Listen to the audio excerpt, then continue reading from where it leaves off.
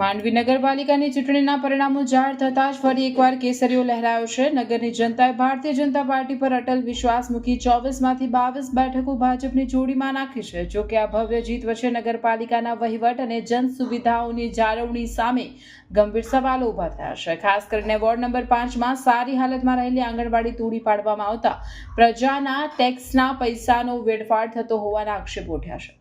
માંડવી નગરપાલિકામાં ભાજપે સ્પષ્ટ બહુમતી સાથે સત્તાના સૂત્રો સંભાળ્યા છે, પરંતુ વહીવટીતંત્રના કેટલાક નિર્ણયો વિવાદનું કેન્દ્ર બન્યા છે. વોર્ડ નંબર 5માં આવેલી સુદ્રઢ આરસીસી બાંધકામ ધરાવતી આંગણવાડીને કોઈ પણ ગંભીર કારણ વિના તોડી પાડવામાં આવતા સ્થાનિકોમાં રોષ જોવા મળી રહ્યો છે. લોકોનું કહેવું છે કે આ પ્રજાના પરસેવાની કમાણી અને ટેક્સના નાણાંનો સીધો વેડફાટ છે. આટલું જ નહીં, આંગણવાડીની બરોબર બાજુમાં વર્ષો જૂનું જાહેર શૌચાલય આવેલું છે, જેની હાલત અત્યંત જર્જરિત છે. સ્વચ્છ ભારત અભિયાનની વાતો વચ્ચે આ શૌચાલયની આસપાસ ગંદકીના ગંજ ખડકાયા છે અને તેના પતરાના દરવાજા પણ તૂટી ગયા છે. તંત્ર દ્વારા શૌચાલયની મરામત કરવામાં ન આવતા વોર્ડ નંબર 4 અને 5ના ગરીબ પરિવારો જેમના ઘરે શૌચાલયની સુવિધા નથી તેમને ભારે હાલાકી ભોગવવી પડી રહી છે.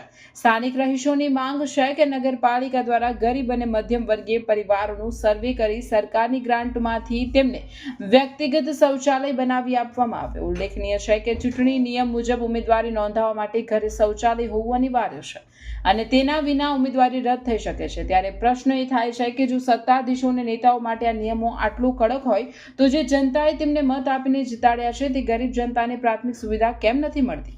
આગામી 5 વર્ષમાં નગરપાલિકા પ્રશ્નોનું નિરાકરણ લાવશે કે પછી માત્ર કાગળ પર જ વિકાસની વાતો થશે તે જોવાનું રહ્યું. બ્યુરો રિપોર્ટ ધર્મેન્દ્ર સિંહ ડુમાસિયા, માંડવી.